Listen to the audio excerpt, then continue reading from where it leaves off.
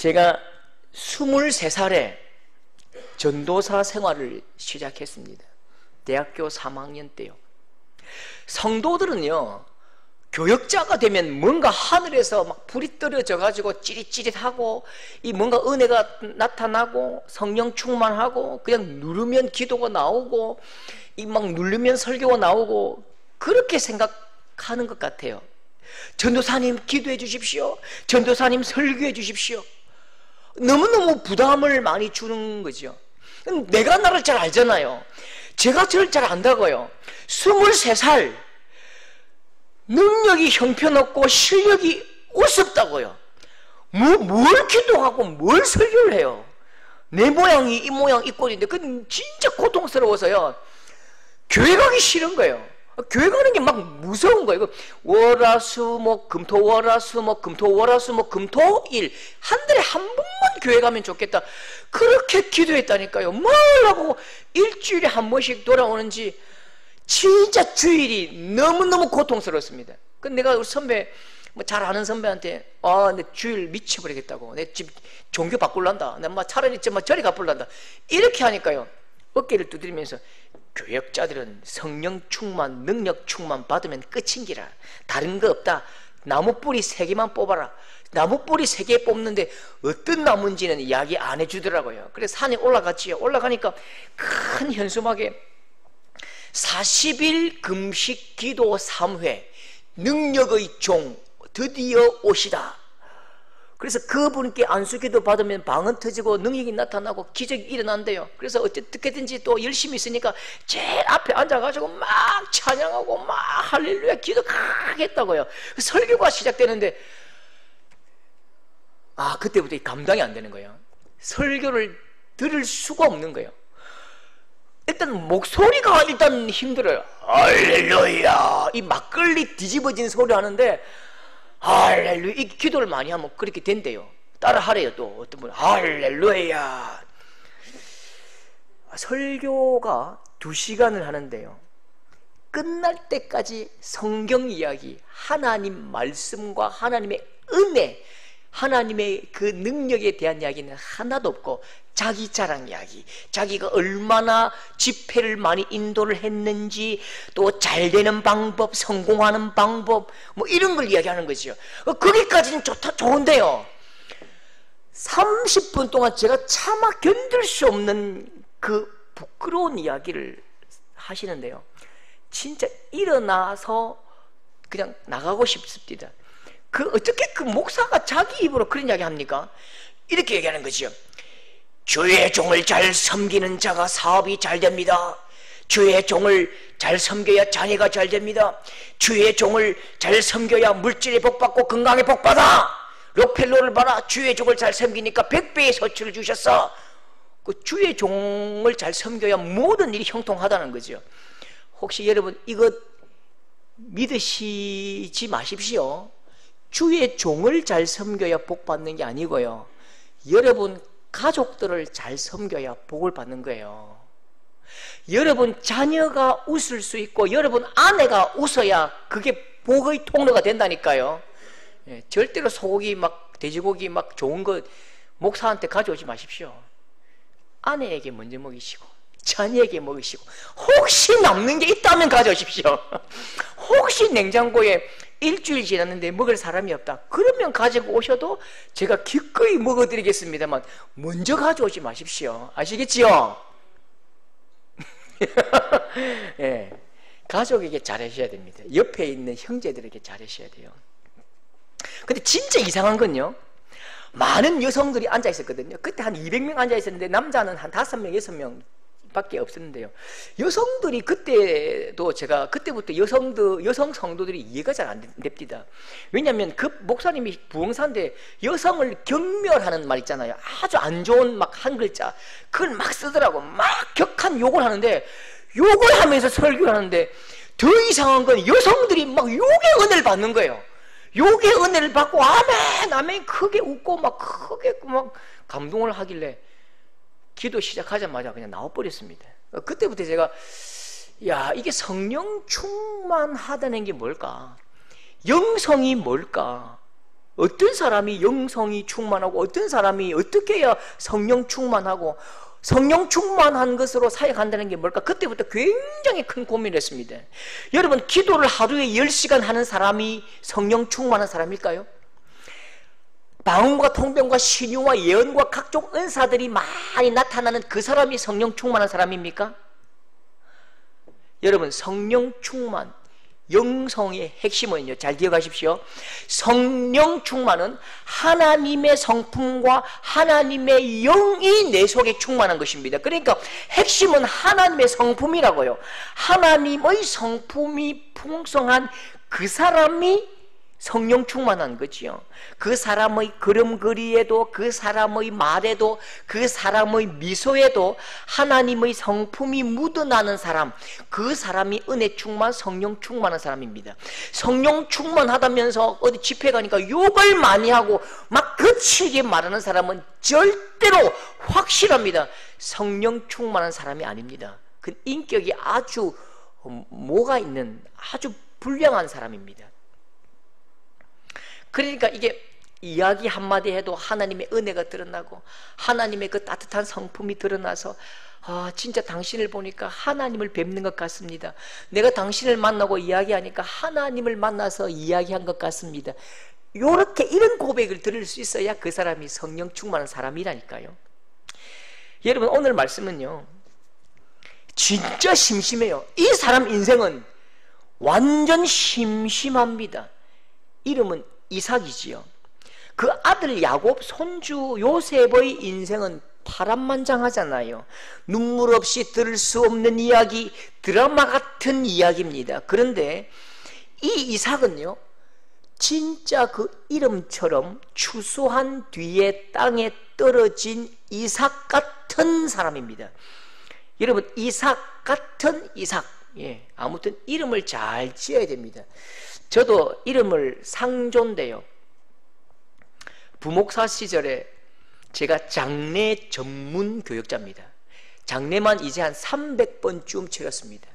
이상하게 담임 목사님 어디 출타하면 장례입니다. 그리고 더블 쌍장례, 막 3번 장례. 그래서 인천 갔다가 와서 그 다음에 부천 통과해서 영월 갔다가 이렇게 막 한 방에 3번 4번도 터집니다. 이름을 잘 지어야 돼요. 상조니까 이게 보람상조. 하여튼 이름 잘 지어야 돼요. 이름 잘 지어야 돼요. 이삭은 진짜 이삭 같은 이삭입니다. 이삭은 기적도 체험도 없다고요. 이삭을 만나고 이삭을 경험한 사람들이 그런데 말합니다. 28절에 그들이 이르되 여호와께서 너와 함께 계심을 우리가 분명히 보았으므로, 우리가 너와 함께 계심을 분명히 보았으므로, 하나님께서 당신과 함께 계심을 보았대요. 29절에 이제 너는 여호와께 복을 받은 자니라. 이삭에게 말하는 건데, 이 말은 이삭의 친구가 해주는 말이 아닙니다. 이삭을 좋아하는 사람이 이런 말을 한 게 아니라고요. 이삭을 지독하게 괴롭힌 이삭의 원수, 이삭의 원수가 이삭에게 이런 말을 한다니까요. 이삭에게 하나님의 형상이 있습니다. 당신을 보니 내가 진짜 싫어하고 미워한 하나님을 보는 것 같습니다. 그렇게 표현한다고요. 여러분, 이삭은 성령 충만한 인생이요, 하나님의 능력이 나타난 인생이요, 하나님의 영이 충만한 인생이다. 그렇게 원수의 입에서 고백되는 것입니다. 여러분, 이삭이 처음 시작할 때에는 아내를 지키지 못할 만큼 유약한 사람이었습니다. 힘도 없고 재물도 없고 무기도 없고 종도 없고 그런데 하나님께서 이 이삭에게 복을 주셨지요. 얼마나 복을 주셨는지 창세기 26장 13절 다 같이 시작.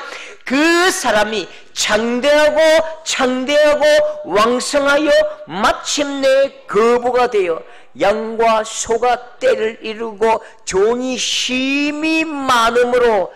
여러분, 경영 사업 가운데도 이런 복이 충만하시길 축복합니다. 하나님께서 이런 복을 주시길 축복합니다. 이제 이삭에게 힘이 생겼습니다. 하나님께서 복을 주셨기 때문에 찌질한 무능한 그런 이삭이 아니라고요. 굉장히 힘이 있고 능력이 있는 이삭입니다. 바로 그때 블레셋 사람들이 시비를 걸지요. 마치 일본 사람 같아요. 독도도 일본 땅, 사할린도 일본 땅, 생카쿠도 일본 땅, 그렇게 시비를 걸고 우기는 이 일본같이 이삭이 우물만 파면 여기는 내 땅, 저기도 내 땅, 거기도 내 땅, 자, 다 자기 땅이래요. 여러분, 내가 힘이 없을 때는 포기하기 쉽습니다. 내가 힘이 없을 때는 뭐 할 수 없지요. 참아야지요. 어쩔 수 없습니다. 그런데 내가 힘이 있을 때에 참는 것, 내가 저거 딱 때리 죽일 수 있는데 참아야 한다는 것, 그게 더 훨씬 고통입니다. 내가 힘이 없어서 참는 것보다 내게 힘이 있는데 참는 것, 그건 훨씬 더 고통이라니까요. 나도 왕년에 껌 좀 씹었다고요. 나도 왕년에 다리 좀 떨었다고요. 내가 막 한 방 막 쥐 박아버리면 저 한 주먹 가공도 안 되는 저거 그냥 내가 때리면 되는데, 양보하고 또 피하고 또 피하고 또 양보하고 계속 이삭이 뺏기고 뺏깁니다. 우물을 다 양보한다고요. 바보입니까? 바보지요. 우물 하나 별거 아니라고요. 여러분, 우물은요, 오늘 이 시대의 중동의 유전 같아요. 우물이 곧 유전입니다. 우물을 찾으면 살고 우물이 없으면 죽는 거라고요. 물을 찾으면 모두가 살고 물이 없으면 다 죽는 거라고요. 그러니까 이삭은 이 생명 같은 물을 양보하고 또 양보합니다. 여러분, 세상은 이런 사람을 바보라고 부르는데요, 하나님 말씀은 이런 사람을 온유한 사람이다, 그렇게 말합니다. 온유한 건 무능한 게 아닙니다. 온유한 건 겁이 많은 것도 아닙니다. 온유한 건 착한 것도 아니에요. 성격이 좋은 것도 아니라니까요. 온유하다는 것은 반드시 하나의 확실한 믿음에서 나오는 강력한 의지입니다. 어떤 믿음이지요? 온유는 반드시 어떤 믿음 속에서 나오는데, 어떤 믿음이냐면 역사를 움직이고 통치하는 그 힘이 나를 괴롭히고 힘자랑하는 그 놈에게 있는 게 아니라 하나님께 있다라고 확실히 믿을 때에 내가 온유할 수 있는 것입니다. 하나님의 손이 이 모든 것들을 통치하고 하나님께서 주권자라는 사실을 알 때에 내가 양보할 수 있고 온유할 수 있다고요. 아주 오래전에 우리 애들이 어릴 때요, 이 동전을 바지에 100원짜리 500원짜리 넣으면 이 양복이 축 처집니다. 그러니까 500원짜리 100원짜리는 그냥 던져준다고요. 애들이 500원짜리 보면 막 굉장히 욕심을 내잖아요. 아빠, 여기 500원짜리 있어요. 이렇게 이야기할 때에 아빠가 진짜 딱 놔둬라, 손대지 마라, 내 거다, 이러면 쪼잔해진다고요. 아버지가요, 니가 가라, 이렇게 됩니다. 니가 가라. 요 순간 이제 다툼이 생깁니다. 내가 먼저 봤다, 먼저 보면 뭐하냐, 내가 말했잖아, 반띵하자. 이 협상이 잘 안 돼요. 우리 둘째가 조금 간교하거든요. 방송실에 있는데 좋은 말 합니다. 이제 둘째가 그래, 그러면 형 가죠 하면서 저한테 양보를 하고 저에게 옵니다. 아빠에게 달려와서, 아빠, 제가 양보했어요. 아빠, 내 잘했지요. 아빠, 용돈이 필요해요. 1,000원만 주세요. 그러면 제가 어떻게 해야 될까요? 1,000원 주면 쪼잔해진다니까요. 2,000원을 딱 주는 겁니다. 왜요? 왜 그럴까요? 양보한 것이 잘해서요? 아닙니다. 양보한 것이 착해서요? 아니라니까요. 아빠에 대한 믿음이 있는 것입니다. 어떤 믿음이지요? 우리 집의 물질의 권세는 500원짜리 동전에 있는 것이 아니라 아빠의 손에 있다는 걸 아는 것입니다. 아빠 손이 열리면 몇만 원도 나올 수 있고 몇천 원도 나올 수 있는데 500원짜리 동전으로 싸울 일이 아니라는 거지요. 아빠의 능력을 인정하는 것입니다. 아빠를 믿는 것이요. 적어도 우리 아빠 앞에서는 500원짜리 가지고는 다툴 필요가 없다는 겁니다. 적어도 우리 아빠 앞에서는 500원짜리 가지고 니꺼 내꺼 다툴 필요가 없다고요. 여러분, 그 정도는 되는 아버지다라는 확신이 있기 때문에 500원을 니가 가라 양보할 수 있다니까요. 여러분, 창세기 27장 28절에 보면 이삭이 평생 그가 경험한 하나님을 고백합니다. 27장 28절 다 같이 하나님은 하늘의 이슬과 땅의 기름짐이며 풍성한 곡식과 포도주를 내게 주시기를 원하노라. 예, 모든 축복의 창고를 여시는 분이 하나님이요 하늘을 여시고 비를 쏟으시는 분도 하나님이시요 땅에서 물기를 쏟으시는 분도 하나님이시지요. 이런 믿음이 있을 때에 온유할 수 있고 양보할 수 있는 것입니다. 여러분, 이삭이 샘을 양보합니다. 니가 가라, 필요하나 니 다 해라. 여러분, 이건요 이삭의 성품이 착해서가 아니라니까요. 이 우물, 물 좀 쫄쫄 나오는 이 우물, 블레셋 너에게는 이거 없으면 너 죽지, 너 이거 없으면 망하지. 그런데 나는 이거 없어도 돼. 하나님이 내 우물이셔. 땅이 물기를 솟지 못하면 하늘에서 내릴걸. 이건 너희에게는 생명줄이지만 나에게 생명줄은 하나님이야. 니 나가가라. 예, 그래서 우물을 포기할 수 있다고요. 여러분, 강한 것이 이기는 것이 아니고요 온유한 것이 이깁니다. 군사력이 이기는 것이 아니라 하나님을 손에 쥔 자, 그 사람이 이기는 것입니다. 평생을 괴롭히던 아비멜렉과 군대 장관이 빼앗던 그 아비멜렉과 군대 장관이 이삭에게 와서 손바닥을 비비면서 간절히 빕니다. 28절 다 같이 그들이 이르되 여호와께서 너와 함께 계심을 우리가 보았으므로 우리와 너희 사이에 맹세하여 너와 계약 좀 맺어주세요. 항복합니다. 항복을 선언하지요.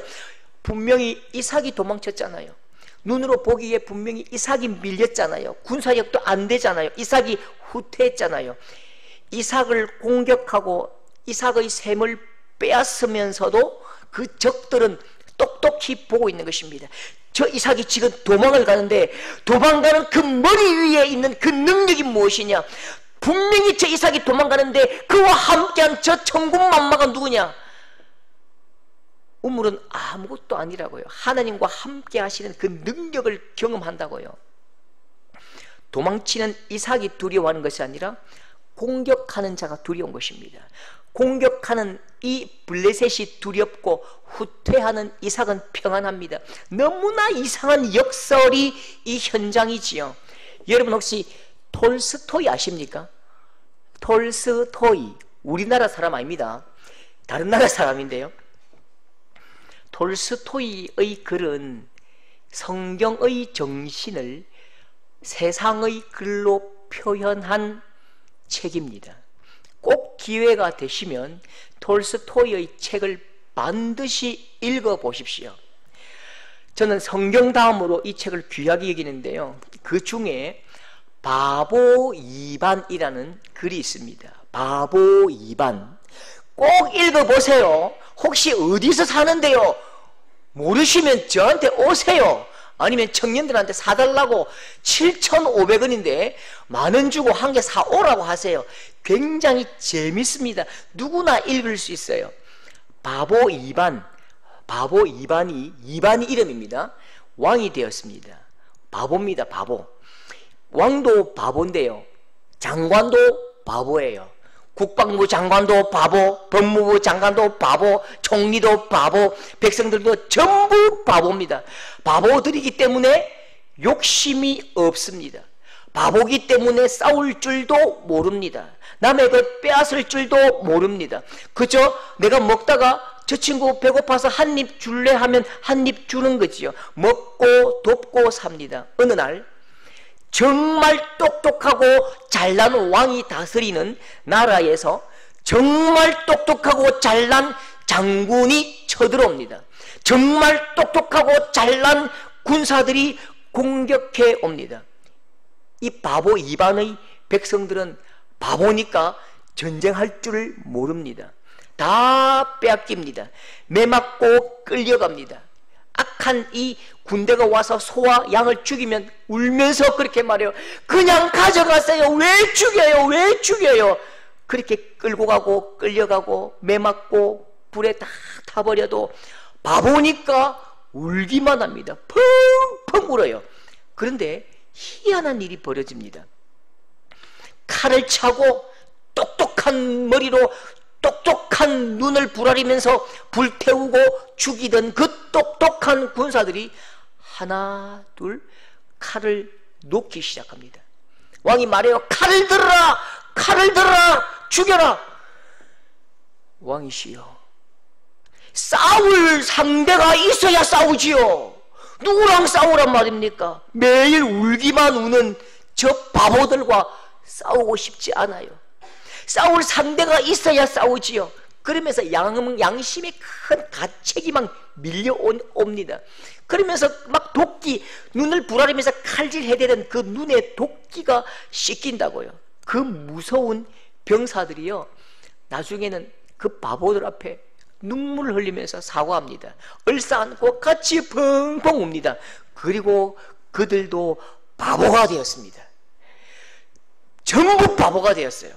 그리고 평화로운 나라가 되었답니다. 여러분, 폭력은 더 큰 폭력을 부릅니다. 바보가 세상의 폭력을 멈춘다고요. 바보가 세상을 평화롭게 합니다. 바보가 세상을 행복하게 한다니까요. 여러분, 예수님을 가장 잘 표현한 책 1등, 예수님을 가장 잘 표현한 한 단어, 그 베스트셀러인데요. 여러분 혹시 이 책을 아십니까? 이 책이요, 예, 책 이름입니다. 바보 예수. 바보 예수.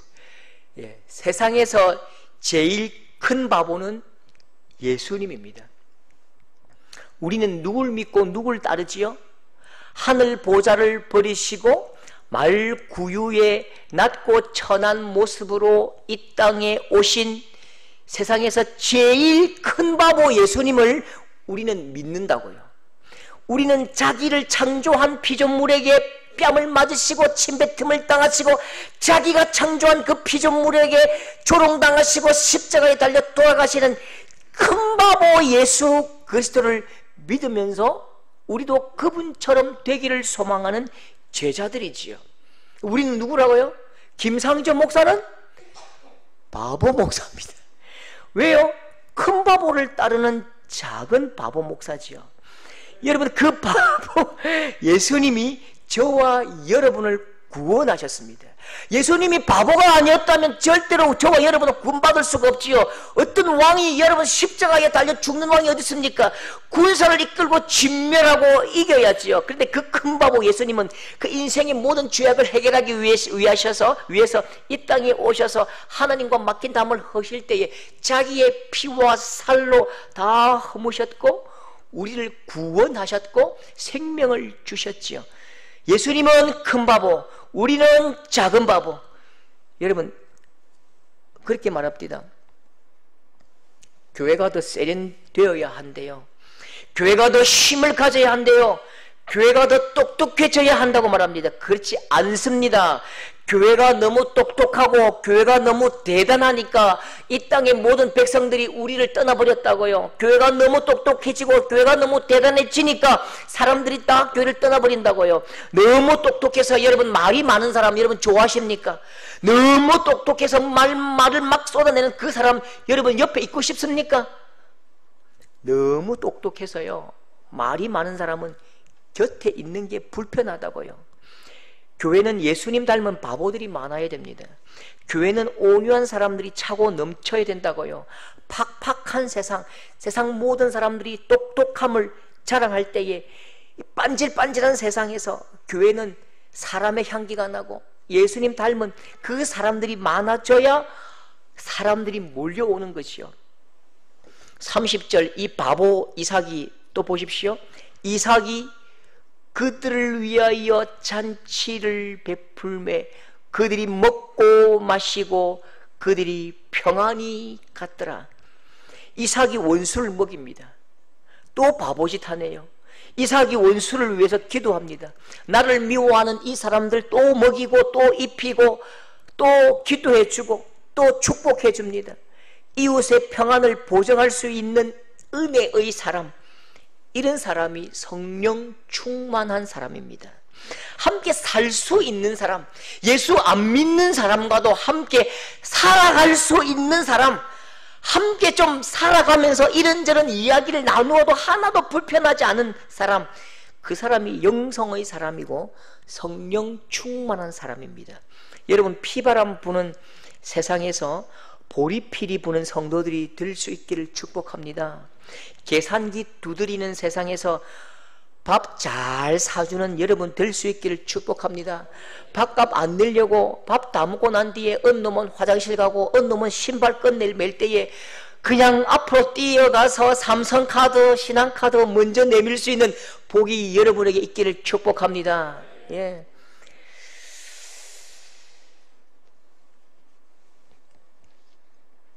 여러분, 우리는요, 이 비범함을 찾거든요.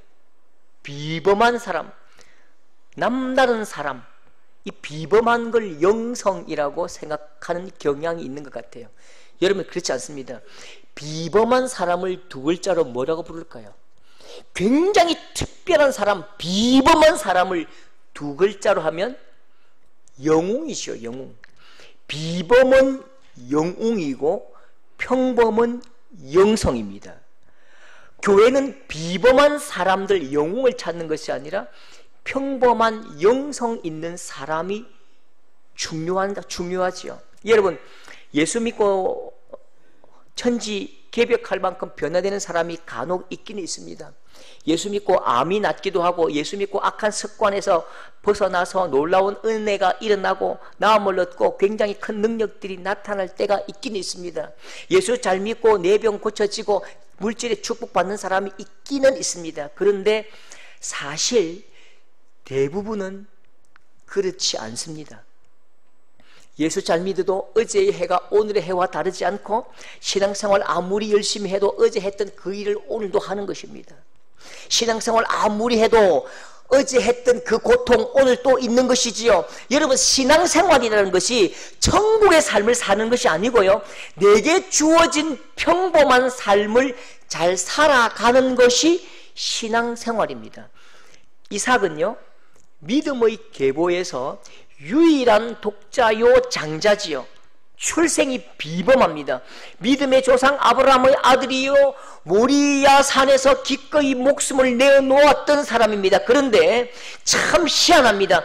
이 사람이요, 태어날 때는 비범했는데 10살, 12살까지는 굉장히 비범했는데 그 인생에 평생 죽을 때까지 기적을 본 일이 없고, 평생 죽을 때까지 능력을 본 일이 없고, 엄청난 대단한 사건이 없다고요. 한 일이 뭐라고요? 19절 다 같이 19절 시작. 이삭의 종들이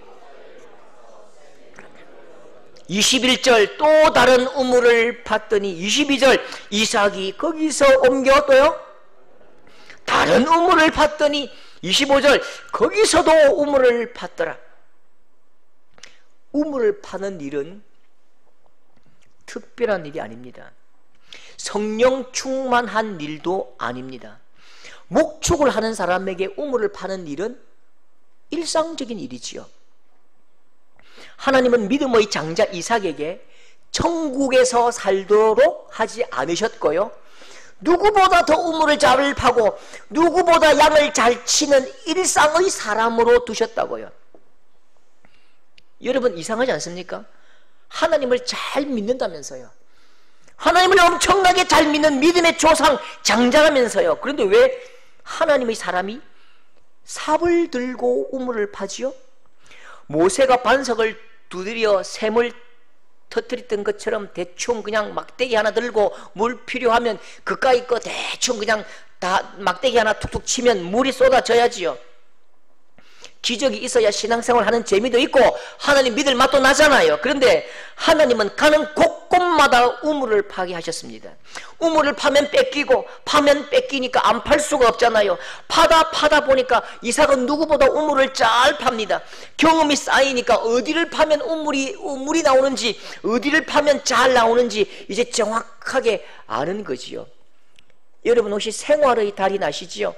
상자를 포장하는 달인, 가장 얇게 물을 쓰는 달인, 물건을 쌓는 달인, 오른손 왼손 머리까지 음식을 들고 자전거로 음식을 배달하는 달인, 온갖 달인이 다 있습니다. 이 달인들이요 똑같이 하는 말이 있습니다. 당신 어떻게 이렇게 달인이 되었습니까? 그렇게 말하니까 이 사람들이 이렇게 말합니다. 저는 20년 동안 이 한 가지 일만 했으니까 이 정도 하는 건 당연한 것이지요. 그 대신 나는 다른 건 아무것도 못해요. 예, 20년 30년 하면 그 정도 되는 거예요. 20년 30년 하면 그 정도 돼야지요.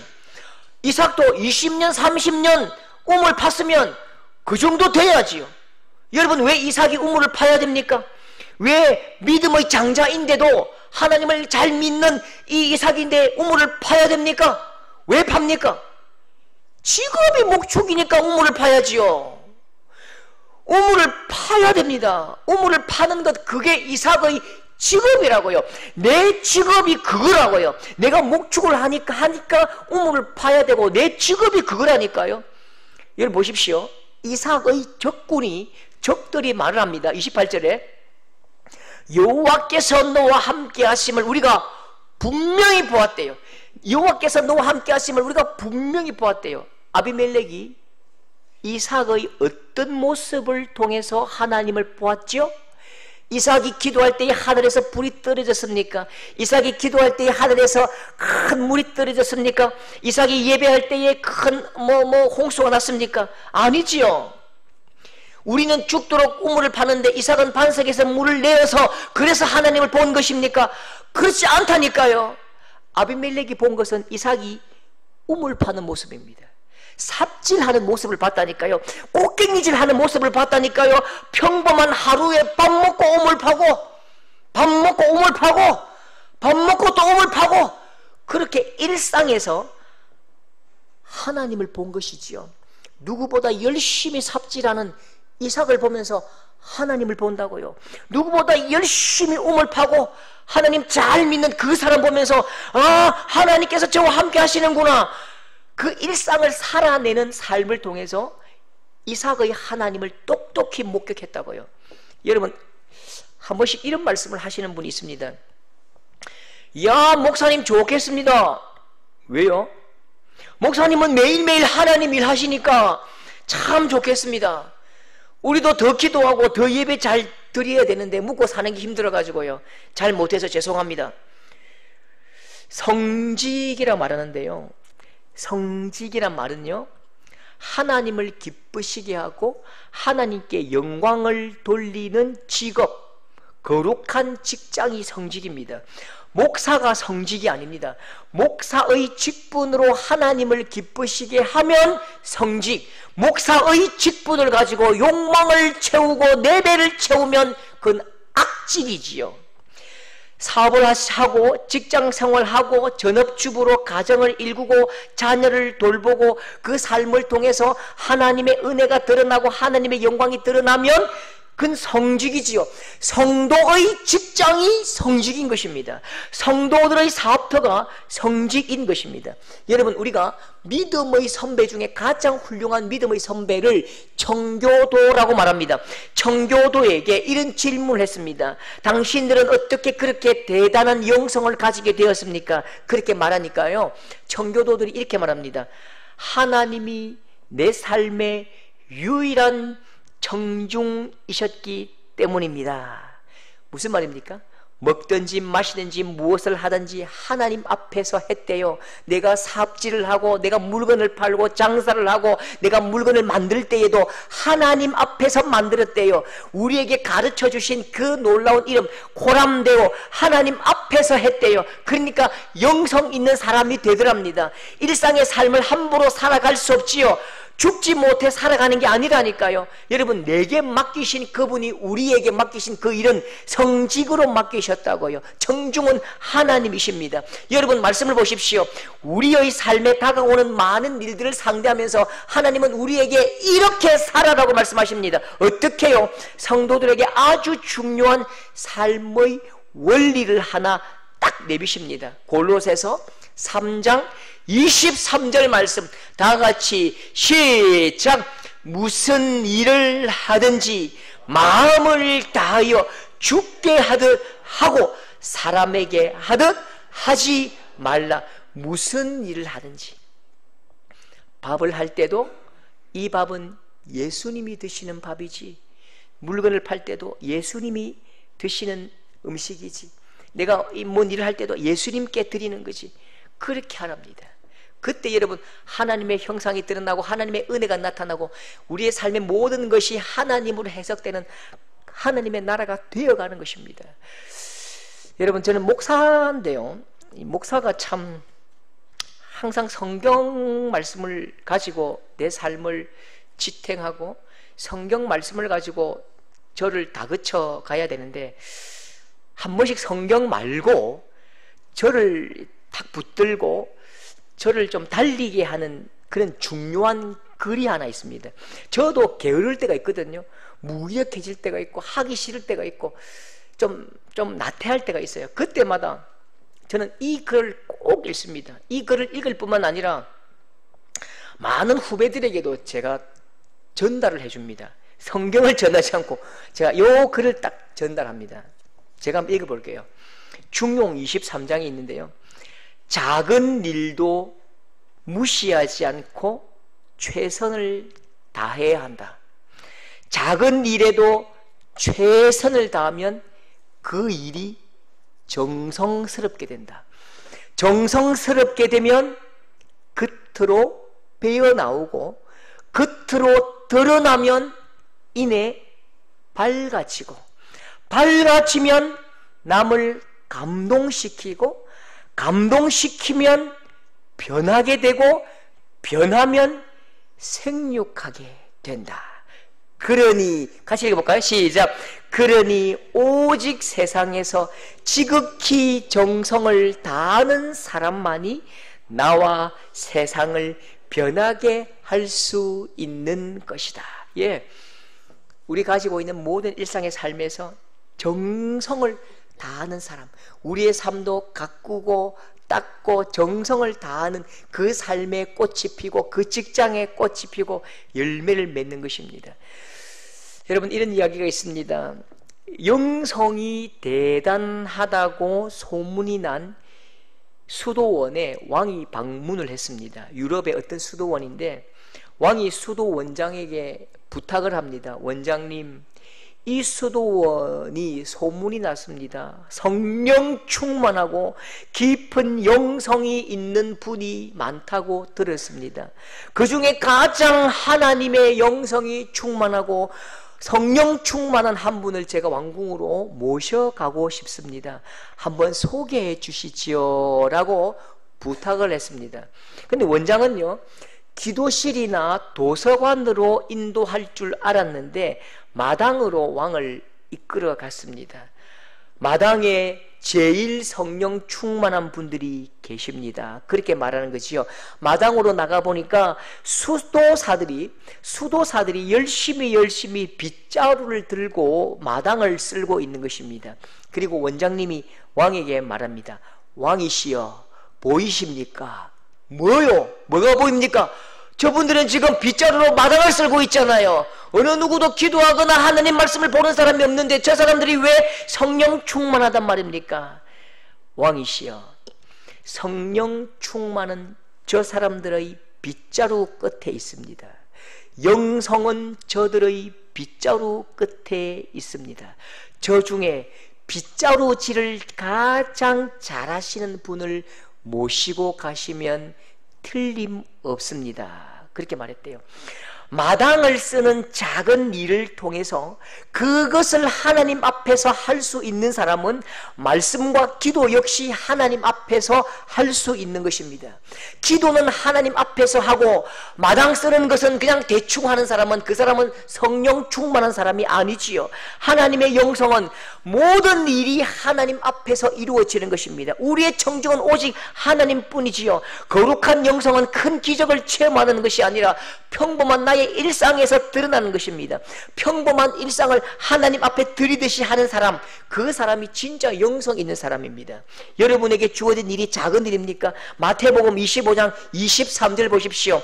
다 같이 시작. 잘하였도다 착하고 충성된 종아, 내가 적은 일에 충성하였으니 내가 많은 것을 내게 맡기리니. 잘하였도다 착하고 충성된 종아라고 말씀하셨던 그 칭찬은 누구에게 하신 말씀이지요? 적은 일에 충성한 그 사람에게 하신 말씀이라고요. 대단하고 위대한 일을 감당한 위인 영웅에게 하신 말씀이 아니고요, 작은 일 하나에 충성한 그 사람에게 착하고 충성된 종아, 그렇게 칭찬하셨다고요. 여러분, 작은 일은 작은 일 맞아요.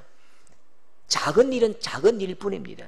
그런데요, 작은 일에 충성하고 신실한 그 성도의 삶은 하나님 앞에 가장 위대한 일입니다. 작은 일에 충성하는 자에게 하나님께서 큰 것을 맡기십니다. 일상의 작은 삶에서 하나님의 소망을 찾고 더 깊이 하나님을 만나서 하나님 앞에 더 큰 일을 감당할 수 있는 소중한 성령 충만한 성도들을 될 수 있기를 축복합니다. 여러분 일상의 삶에서 성령 충만하고 하나님의 영으로 충만한 풍성한 우리 귀한 성령의 사람 꼭 될 수 있기를 축복합니다.